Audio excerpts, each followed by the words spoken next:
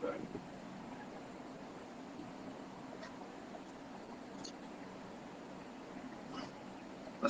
আলাইকুম প্রাণপ্রিয় শিক্ষার্থীবৃন্দ, ফেসবুক লাইভ ক্লাসের আজকে 14তম ক্লাসে সকলকে স্বাগত জানাচ্ছি। মেকানিক্যাল ষষ্ঠ পর্বের অত্যন্ত গুরুত্বপূর্ণ সাবজেক্ট স্ট্রেংথ অফ ম্যাটেরিয়ালসের আজকে 12তম অধ্যায় নিয়ে কথা বলবো। আমি Mohammad Shahidul Islam Shaon, junior instructor mechanical, Rangpur polytechnic institute. 12তম অধ্যায়ে ওয়েল্ডিং জয়েন্টের থিওরি প্লাস ম্যাথ প্রবলেম নিয়ে আজকে আলোচনা করবো ইনশাল্লাহ। তো শুরুতেই ওয়েল্ডিং জোড়াটা কি আমরা জানি। জয়েন্ট বা জোড়া মানে হলো দুই বা ততোধিক ধাতব পদার্থ একত্র করা। তো দুইটি ধাতব খণ্ডকে বা দুটি ধাতব পদার্থকে বা দুটি ধাতব পাতকে অর্ধগলিত অথবা গলিত অবস্থায় এনে বিনা চাপে অথবা চাপ প্রয়োগে স্থায়ীভাবে জোড়া দেওয়ার পদ্ধতিটাই হলো ওয়েল্ডিং।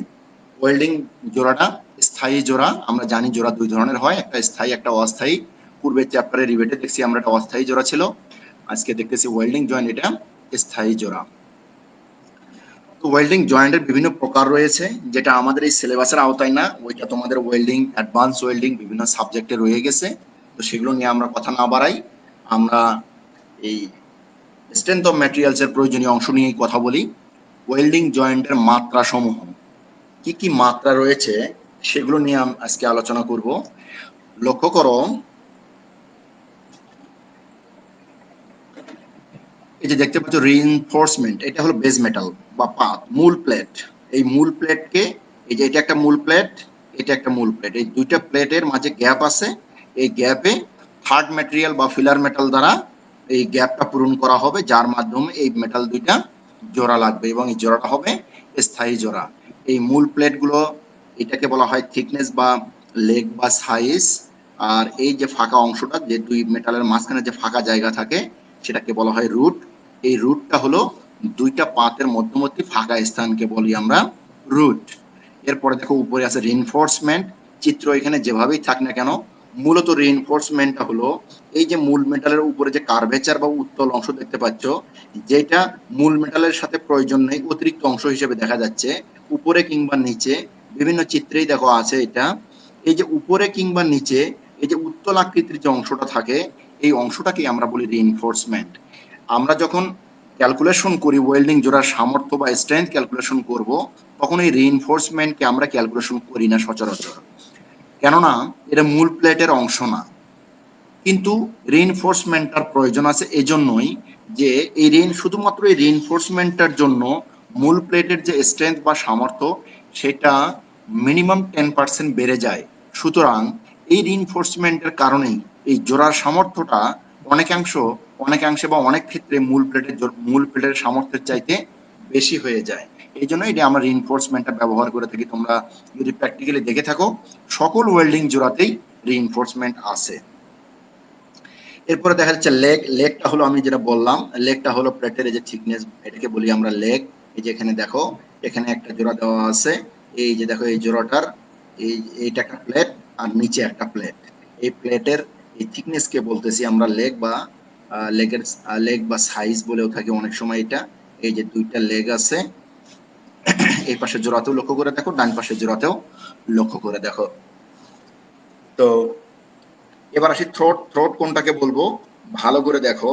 এই দুইটা লেগ যদি আমি সংযোগ দেই সরাসরি একটা ডটেড লাইন দ্বারা, তাহলে এখানে একটা সমকোণী ত্রিভুজ উৎপন্ন হবে। এটা হলো সমকোণ, আর এটা একটা বাহু, এটা একটা বাহু, আর এটা হবে তার অতিভুজ।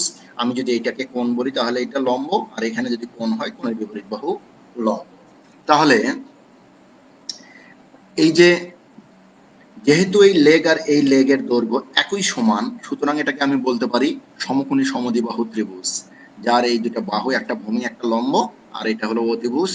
এই সমকোণী ত্রিভুজের সমকোণ সংলগ্ন শীর্ষ থেকে এই অতিভুজের উপর যদি আমি লম্ব অঙ্কন করি, এই যে লম্বের দৈর্ঘ্য, সেটাকেই বলি আমরা থ্রোট বা থ্রোটের থিকনেস। থ্রোটের থিকনেস অথবা থ্রোট বলে থাকি, অর্থাৎ এটাই হলো থ্রোটের পুরুত্ব বা থ্রোট। শোল্ডারে খুব একটা প্রয়োজন পড়ে না আমাদের। আশা করি তোমরা এটুকু বুঝতে পারছো। ওয়েল্ডিং মূলত দুই ভাবে করা হয়ে থাকে, দুই ভাবে। প্রথমটা হলো যে একটা ফিলেট ওয়েল্ড আর একটা হলো গ্রুভ ওয়েল্ড। গ্রুভ ওয়েল্ডটা আমাদের ব্যবহারটা আমরা সচরাচর আমরা কম দেখে থাকি, তবে এটা জটিল আকৃতির যন্ত্রাংশ জোড়া দেওয়ার ক্ষেত্রে ব্যবহার করা হয়। বিশেষ করে শিপইয়ার্ড ইন্ডাস্ট্রিতে গ্রুভ ওয়েল্ডের ব্যবহার অনেক বেশি। আমরা যেগুলো মার্কেটে আশেপাশে রাস্তার আশেপাশে দেখতে পাই সেটা হলো ফিলেট ওয়েল্ড। এই ডান পাশের চিত্রটা বি চিত্রটা হলো ফিলেট ওয়েল্ড, আর বাম প্রান্তের চিত্রটা হলো গ্রুভ ওয়েল্ড। গ্রুভ ওয়েল্ডের এখানে বিভিন্ন অ্যাঙ্গেল, বিভিন্ন অংশের পরিচিতি দেওয়া হয়েছে। গ্রুভ ওয়েল্ডের এখানে অ্যাঙ্গেল দেওয়া হয়েছে, এটা পুরোটা হলো গ্রুভ ওয়েল্ডের অ্যাঙ্গেল। দেখতে পাচ্ছ তোমরা শোল্ডারের এই শোল্ডারের বাকি অংশটাই হলো যে অ্যাঙ্গেল, সেটাকে বলছে গ্রুভ আর ইনক্লাইন অ্যাঙ্গেল। আর মাঝখানে যদি আমি এই যে দেখো, এটা যদি ভার্টিক্যালি লাইন অঙ্কন করি, এর সাথে যতটুকু ইনক্লাইন হবে সেটা বিভেল অ্যাঙ্গেল। আর এটা ফিউশন জোন, অর্থাৎ এই জায়গাটাতে জোড়া দেওয়া হয় ফিউশন জোন। আর এটা বেস মেটাল, আমরা তো জানি মূল প্লেট আর দুই প্লেটের মাঝে যে গ্যাপ সেটাকে আমরা বলি রুট। এখানে রুট ওপেনিং বলছে, আর এটাকে বলতেছে রুট ফেস। এতটা প্রয়োজন নেই, আমাদের এইটার বেশি প্রয়োজন হবে। অর্থাৎ ফিলেট ওয়েল্ডের চিত্রটা একটু ভালো করে বোঝার চেষ্টা করি। আমরা জানি যে এই যে এইটা আর এইটা ডটেড লাইন যুক্ত এই অংশটা হলো লেগ, এটাকে বলে থাকি আমরা লেগ। আর এই যেটাকে বলি হলো থ্রোট। এই যে দেখো, লক্ষ্য করে দেখো, এটাকে থ্রোট বা থ্রোটের থিকনেস বলে থাকি, ওয়েল্ডের সাইজ। আর এগুলোর বিস্তারিত ব্যাখ্যা পরে আবারও আসতেছে। এবার আসো বিভিন্ন ধরনের জয়েন্ট, এগুলো তোমাদের রিভেট জয়েন্টও তোমরা এগুলো দেখছো। ওয়েল্ডিং জয়েন্টই মূলত এগুলো বেশি প্রয়োগ হয়ে থাকে। Butt joint, lap joint, corner joint, T joint, S joint. Butt জয়েন্টটা এখানে চিত্রটা ক্লিয়ার না বুঝলে আমি ডান পাশে আরেকটা চিত্র দেখিয়েছি। বাট জয়েন্ট অর্থাৎ দুটো প্লেটকে পাশাপাশি রেখে যদি জোড়া দেওয়া হয় সেটাকে বলবো আমরা বাট জয়েন্ট। এরপরে ল্যাব জয়েন্ট, একটা প্লেটের উপর আরেকটা প্লেট রেখে যে জয়েন্ট দেওয়া হয় ল্যাব জয়েন্ট। এই যে ডান পাশের চিত্র থেকে স্পষ্ট বুঝতে পারবে, একটা প্লেটের উপর আরেকটা প্লেট আংশিক ভাবেও রাখতে পারে, সম্পূর্ণভাবেও রাখা যেতে পারে। দিয়ে রেখে যদি জোড়া দেওয়া হয় সেটাকে বলবো আমরা ল্যাব জয়েন্ট। এরপরে কর্নার জয়েন্টটা কি? কর্নার জয়েন্টটা হলো দুটো প্লেটের প্রান্ত যদি যুক্ত করা হয় সেক্ষেত্রে বলা হয় কর্নার জয়েন্ট। এই চিত্র থেকে তোমরা নিশ্চয়ই ক্লিয়ার হচ্ছ, এটা একটা প্লেট, এটা একটা প্লেট, এই দুই প্লেটের কর্নার এখানে ওয়েল্ডিং করা হয়েছে জন্যই এই জয়েন্টটার নাম হয়ে গেছে কর্নার জয়েন্ট। এরপরে দেখো টি জয়েন্ট, এটা দেখতে ইংরেজি অ্যালফাবেট টি এর মতো, যার জন্য এটা নামই হয়ে গেছে টি জয়েন্ট। এই টি জয়েন্টটা হলো একটা প্লেট হবে ভার্টিক্যাল আর একটা প্লেট হবে হরাইজন্টাল। এই ভার্টিক্যাল প্লেট হরাইজন্টাল প্লেটের সাথে যদি সংযুক্ত করা হয় মাঝ বরাবর, এই যে চিত্রটা এখানে দেখানো হয়েছে দেখো, এটা একটা হরাইজন্টাল প্লেট, তার উপর একটা ভার্টিক্যাল প্লেট সংযুক্ত করা হয়েছে। এখানে রেখে যদি এখানে ওয়েল্ডিং করা হয়, এটা এই প্রান্তেও ওয়েল্ডিং করতে হবে আর বিপরীত প্রান্তেও ওয়েল্ডিং করতে হবে। ওয়েল্ডিং করা হলে দেখতে এটা ইংরেজি টি এর মতো দেখা যায়, জন্য এই জয়েন্টের নাম হলো টি জয়েন্ট। এরপরে এস জয়েন্ট, এস বা কর্নার প্রায় কাছাকাছি জিনিস। পার্থক্য হলো কর্নারটা হলো এই যে প্রান্ত, আর এসটা হলো পার্শ্ব, মূলত হলো পার্শ্ব। দুটো পার্শ্ব পাশাপাশি রেখে এই যে দেখো এখানে একটা এখানে একটা রেখে যদি জোড়া দেওয়া হয় তাহলে সেটাকে বলি আমরা এস জয়েন্ট। তো এই জয়েন্ট গুলো সম্পর্কে তোমরা পূর্বেও জানো, এটা সাবজেক্ট আলাদা সাবজেক্টই আছে ওয়েল্ডিং এর উপরে তোমাদের। এরপরে ওয়েল্ডিং এর পজিশনও তোমাদের ধারণা আছে আশা করি নিশ্চয়ই। ফ্ল্যাট পজিশনে ওয়েল্ডিং করা হয়, হরিজন্টাল পজিশনে ওয়েল্ডিং করা হয়, ভার্টিক্যালি করা হয়, ওভারহেডে করা হয়।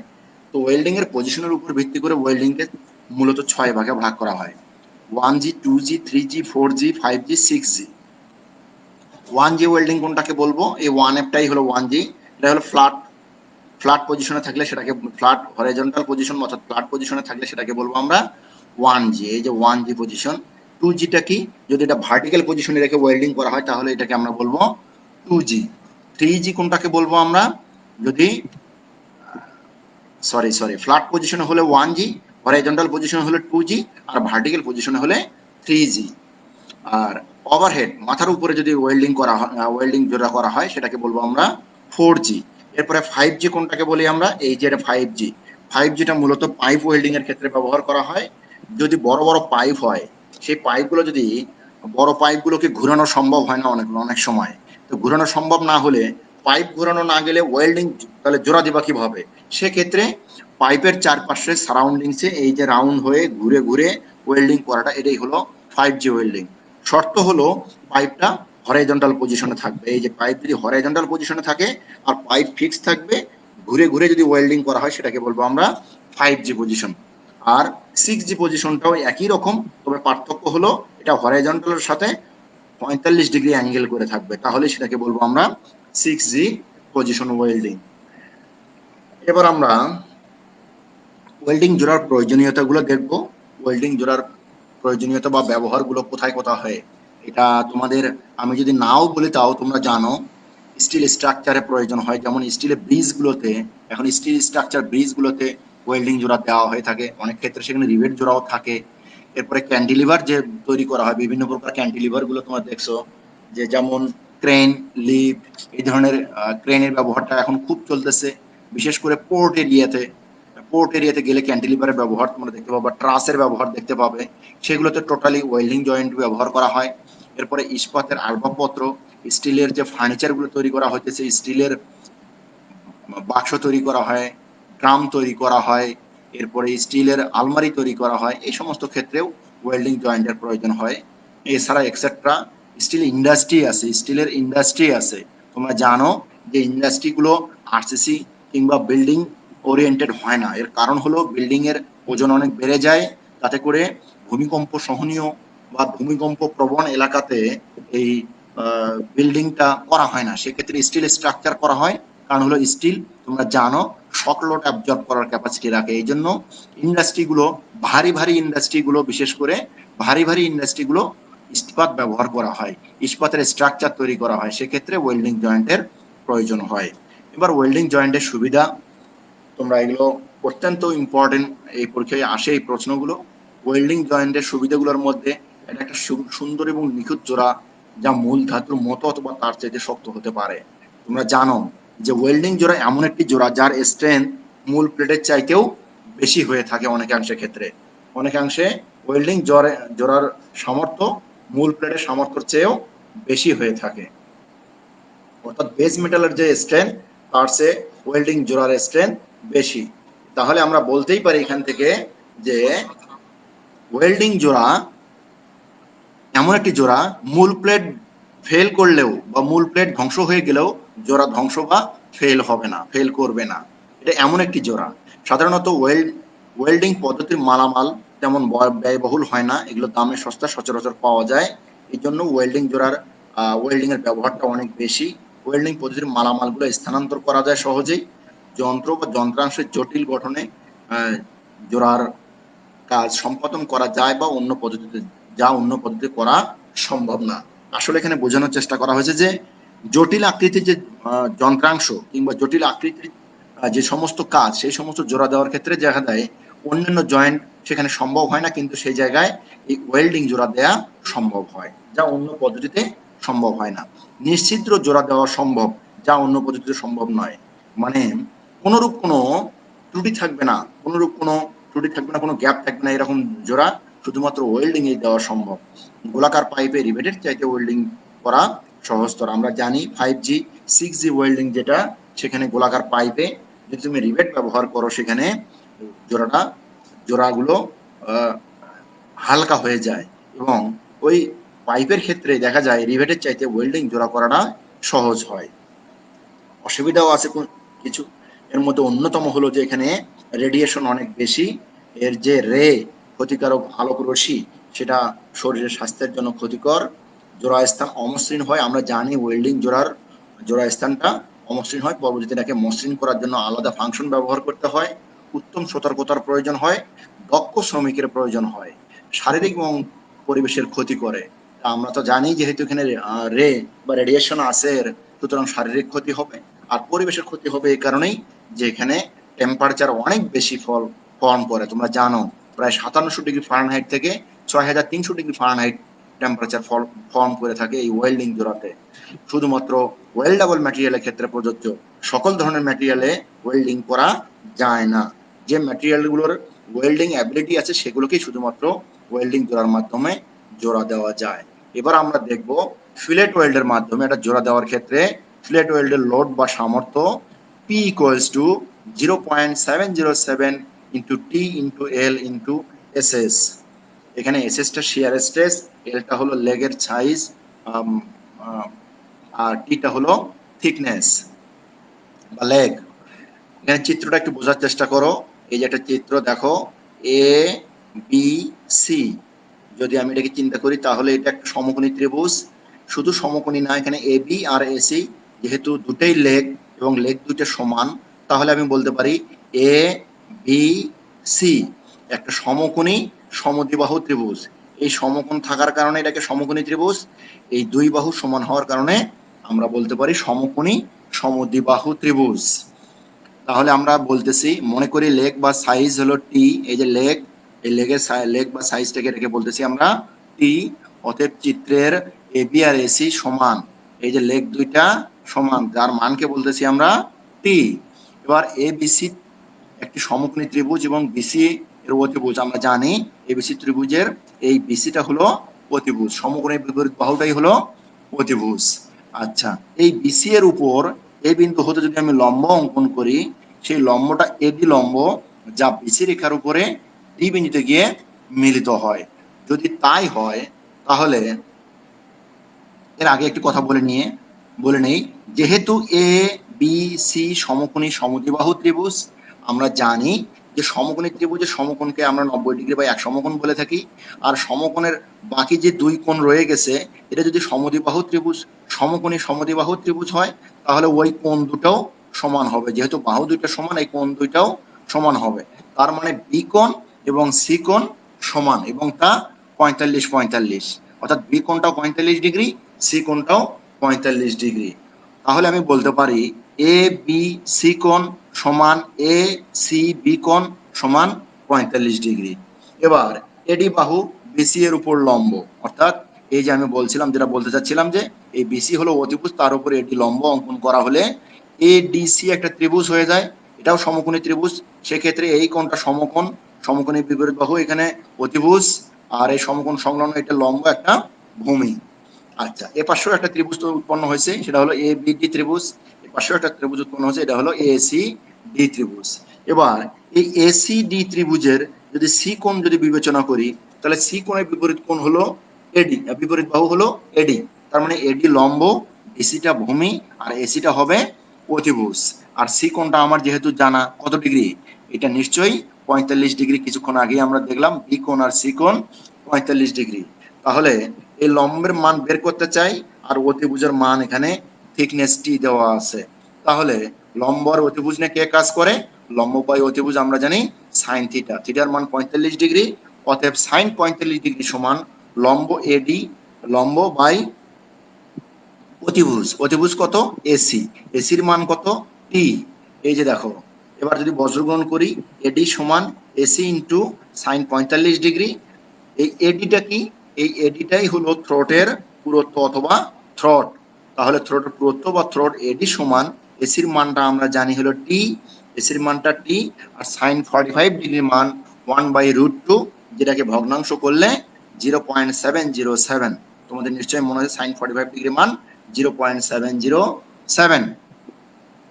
ওয়েল্ডের ক্ষেত্রফল বা থ্রোটের ক্ষেত্রফল, তাহলে ক্ষেত্রফল এ সমান আমরা জানি এই থ্রোটের পুরুত্ব, এই থ্রোটের পুরুত্ব আর লেগের দৈর্ঘ্য। তাহলে থ্রোটের পুরুত্ব এডি ইন্টু লেগের দৈর্ঘ্য হলো এল। আচ্ছা, এবার এডির মানটা আমরা আগেই বের করে রাখছি, টি ইন্টু 0.707। তাহলে এডির মানটা বসাই এখানে, টি ইন্টু 0.707 ইন্টু এল। তাহলে আমরা এই এই ওয়েল্ডের ক্ষেত্রফল পেয়ে গেলাম, এটার ক্ষেত্রফল পেয়ে গেলাম। ক্ষেত্রফল কেন বের করলাম? আমাদের বের করতে হবে মূলত লোড, এর সামর্থ্য, লোড বা সামর্থ্য বা রেজিস্ট্যান্স।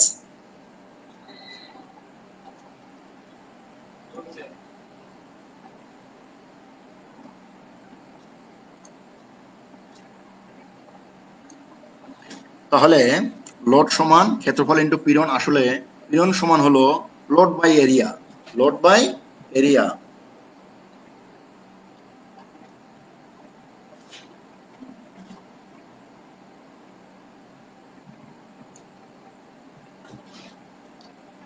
সরি, একটু বিদ্যুৎ সংযোগের ইন্টারাপ্টের কারণে একটু বিলম্ব হয়ে গেল।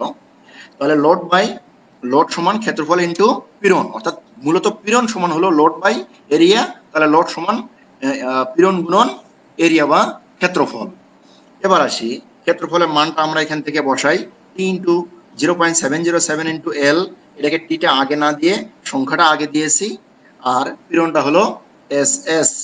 এই পীড়নটা এস এস ও হতে পারে, এস টিও হতে পারে, শেয়ার পীড়ন হতে পারে, টানা পীড়ন যে কোনোটাই হতে পারে। তাহলে লোড পি সমান 0.707 into T into L into S S. এখানে টিটা হলো লেগের সাইজ বা লেগ, আর এলটা হলো দৈর্ঘ্য, আর এস এসটা হলো শিয়ার স্ট্রেস। এখানে এসটিও হতে পারে, সেক্ষেত্রে সেটা হবে টেনজাইল স্ট্রেস। তাহলে আমরা এই ফর্মুলার সাহায্যে ওয়েল্ডিং জোড়ার সামর্থ্য বের করব। এই যে ওয়েল্ডিং জোড়ার সামর্থ্য সমীকরণটা এখানে লিখেছি, যেটা আমরা প্রমাণ করলাম। এখানে একটু দেখার বিষয় আছে, লক্ষ্য করো আমরা যে সূত্রটা প্রমাণ করলাম, অর্থাৎ এই সমীকরণটা শুধুমাত্র এই ওয়েল্ডিং জোড়ার যে কোনো একটা লাইন, যে কোনো একটা জোড়ার ক্ষেত্রে প্রযোজ্য। যেমন এটাকে আমরা বলি এন্ড, অথবা এটাকে বলে ট্রান্সভার্স, আর এটাকে সাইড বা প্যারালাল বলে থাকি। তো এই যে কোনো একটা ইন বা যে কোনো একটা সাইডের জন্য এই সূত্রটা প্রযোজ্য। এই যে কোনো একটা বাহু, এখানে যদি আমি বলি 1 2 3 4, এখানে চারটা বাহু যদি চিন্তা করি, চারটা বাহুর যে কোনো একটা বাহুর ফর্মুলা এটা। যদি চারটা বাহুর দৈর্ঘ্য আলাদা হয়, তাহলে চারটা বাহুর ফর্মুলা এরকম 4 বার হবে।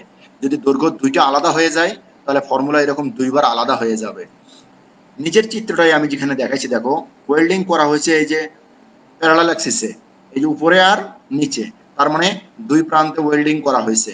তাহলে এই ফর্মুলা, একই ফর্মুলা, যেহেতু দৈর্ঘ্য উপরে আর নিচে সমান, তাহলে 2 ইন্টু এই ফর্মুলাটা হবে। কারণ এটা কার মান, 2টা কেন, যেহেতু দৈর্ঘ্য দ্বিগুণ হয়ে গেছে, এটাও একটা এল, এটাও একটা এল দৈর্ঘ্য, তাহলে এখানে 2L হয়ে গেছে, এই জন্য 2 দ্বারা গুণ করা হয়েছে।